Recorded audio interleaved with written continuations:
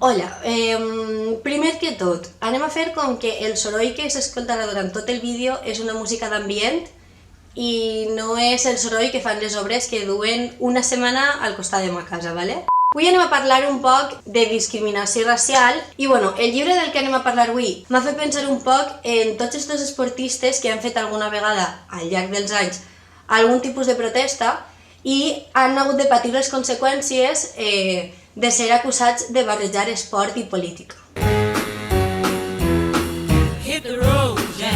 Política, diguem que és una paraula, un concepte que té moltíssims significats, moltíssimes definicions. La política és una activitat col·lectiva, és a dir, d'un grup de persones, per a gestionar conflictes dins d'aquest grup de persones. Política hi ha com a molts nivells, vull dir, podem parlar d'institucions d'un estat, o podem parlar també de la política que hi ha en la comunitat de veïns o la política que hi ha en un club esportiu. Els homes no han de demostrar res per sortir a la tele. Per què nosaltres sí? La teva obligació com a president del club és que tinguem un entrenador. Si fos per mi em trauria de sobre l'equip femení d'una vegada. Jo partisc de la base que la política està en tots els àmbits de la nostra vida, perquè som éssers socials, este rollo, no sé si me pilláis, però espero que ara en el llibre que vos he dut avui jo crec que es veu millor, ¿vale? Que esta persona ho explica millor que jo, però bueno. Teresa Ciges, que és una xica que té un canal de comunicació política, té un vídeo molt guai on parla d'esport i política, en aquest cas esport és futbol, ¿vale? I dona molts exemples sobre com la política està relacionada amb el futbol, per exemple, en la nostra societat, però anem a veure un altre exemple que no és de futbol i que jo crec que és bastant clar, no?, el que estàvem intentant explicar abans. Vos estic parlant... Ja, és que no sóc gens bona en les entrades de llibres, sabeu? Això que fa David Broncano de Aixina, doncs a mi no m'ix. Anem a parlar d'atletisme amb la història de John Carlos, que són les memòries, l'autobiografia d'aquest atleta estatunidenc que va arribar a les Olimpiades i va fer el gest que veieu a la portada. Este llibre, diguem que podria dividir-se en tres parts. La primera és com la seva vida, la seva infantesa i tot el que li va fer arribar a ser atleta. Després, la protesta. I la tercera part seria tot el moment o tota la seva vida després de la protesta i el com va canviar la seva vida per la protesta, ¿vale? John Carlos és un atleta, va néixer el 5 de juny de 1945 a Harlem, Nova York. Un dels punts forts o del que més m'ha agradat a mi d'aquest llibre és com és capaç de contextualitzar tot el seu entorn. Parla de la seva infantesa a Harlem i parla de pobresa, de gentrificació. Parla de drogues, parla de joc i apostes, parla de famílies desestructurades, de famílies monoparentals. Ell sí que és cert que es nota ja que des de molt menut veu aquestes desigualtats, també té alguns referents polítics als que fa referència que li ajuden també, jo crec que, a organitzar les seues idees per a tindre's molt clares, perquè jo crec que John Carlos és una persona que té les idees superclares. Parla molt de Malcolm X, que de fet era de Harlem, igual que John Carlos. Jo he de dir que mentre vaig estar llegint aquest llibre em va entrar curiositat per este Malcolm X i, clar, és que John Carlos tenia un crush en Malcolm X muy fuerte i vaig veure en Netflix una minissèrie que es deia Who Killed Malcolm X, com arriba John Carlos a l'esport. Diguem que el seu somni des de ben menut és arribar a les Olimpiades. I aleshores diu, vale, doncs vaig a veure en quin esport puc arribar a les Olimpiades. Primer ho intenta amb la natació. És son pare qui un dia li ha de dir, mira, tu no vas a poder arribar a ser atleta olímpic amb la natació perquè els negres, les persones negres, no tenen accés a determinades piscines o a determinats clubs de natació. I al final, per unes coses i altres, acaba en l'atletisme. També t'explica tot el tema esportista professional, les beques universitàries. Al final, per moltes circumstàncies, acaba en la Universitat de l'Est de Texas. Per una banda, se n'adona del racisme que hi ha, molt diferent al que havia vist en Harlem. Diu, si mai consideres traslladar-te a un lloc on hi pot haver racisme, més val que no te'n facis la idea definitiva només a partir de l'opinió d'homes blancs d'edat avançada, que com moltíssimes discussions amb l'entrenador i moltes vegades diu que se'n va d'allí perquè no aguanta més, perquè no sé què, aprèn a gestionar el fet que no pot actuar només pel que ell vol, sinó que ha de tindre en compte a un equip de persones amb qui treballa, no? I en aquesta frase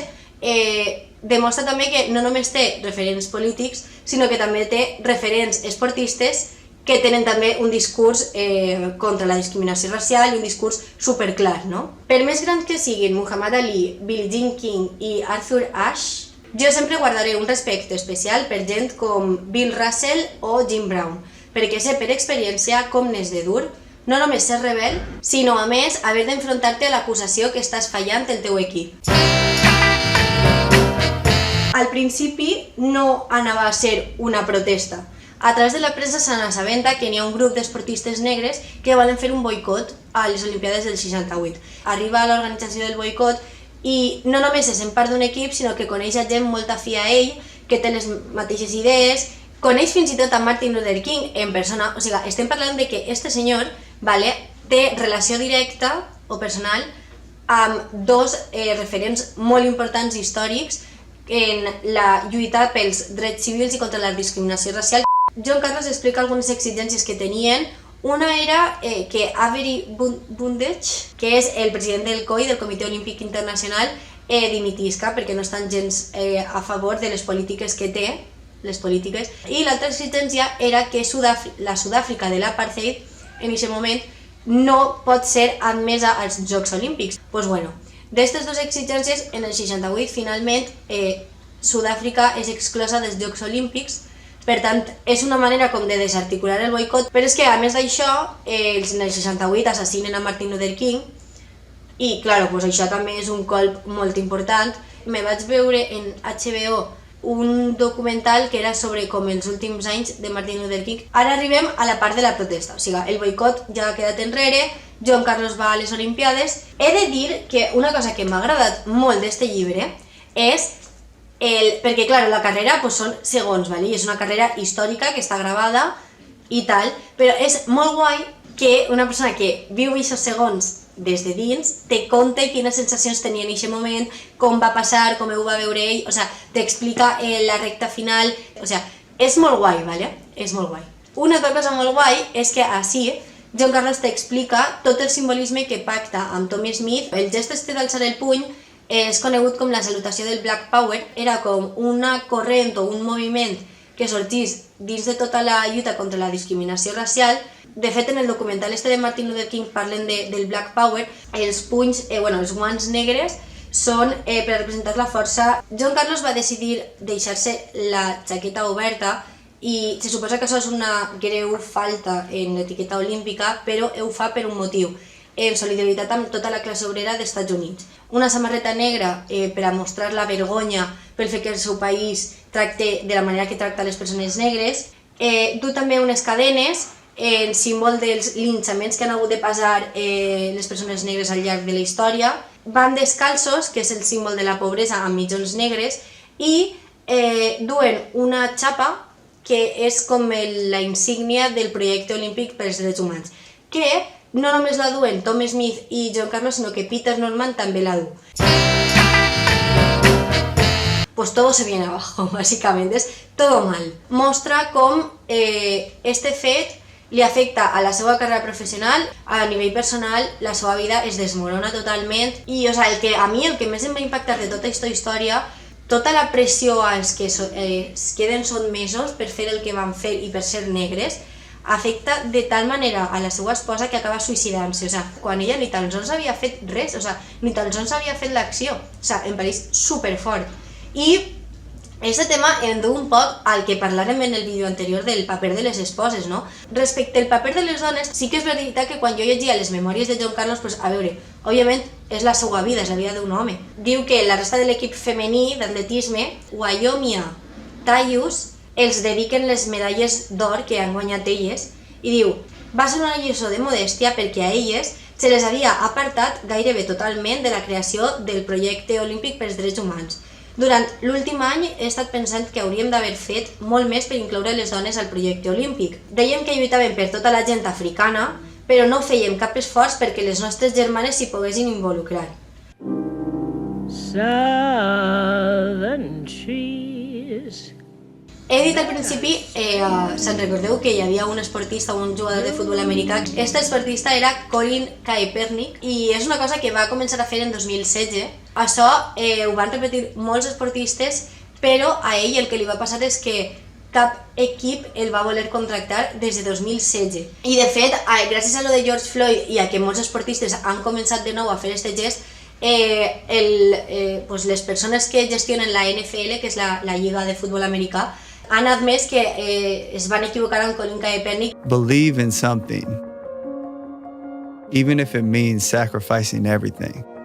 En aquest llibre es mostren moltíssims referències polítics de l'època, es mostra un context històric molt xulo, un context social que t'ajuda un poc a fer-te la idea de quin era el panorama a nivell esportiu i a nivell social dels 60 en Estats Units, i també hi ha molts referents esportius, com he dit. Vos vaig a dir alguns exemples d'esportistes que també han fet aquest tipus de protestes i que també ha tingut algun tipus de conseqüència. Hem parlat de Colin Kaepernick, de 2016, que és quan va fer l'acció, però per exemple també està Muhammad Ali, que ja he citat abans es deia Cassius Clay, i és un jugador de boxa supermega important, i ell es va posicionar en contra de la guerra de Vietnam i per això li llevaren el títol de campió. Wayne Collett i Vincent Matthews també com que quan va sonar l'himne es van mostrar superindiferents, crec que va ser les Olimpiades del 72. L'alert de la NBA Mahmoud Abdul-Rauf també es va negar a quedar-se dret durant l'himne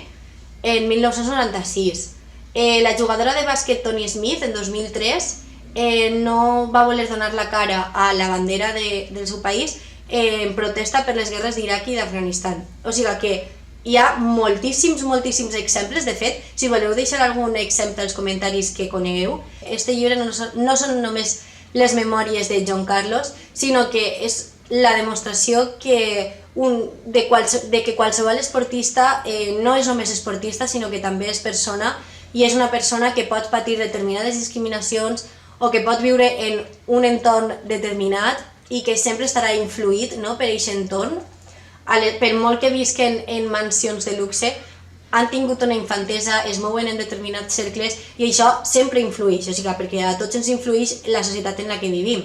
John Carlos també és la demostració dels valors positius que dona l'esport, de companyerisme, d'implicació, de solidaritat. Crec que és molt guai la manera en què aconseguís relacionar precisament esport i política, la sinergia superxula entre els valors que ha après de l'esport i les idees polítiques que té per la condició que té i per la societat en la que ha crescut.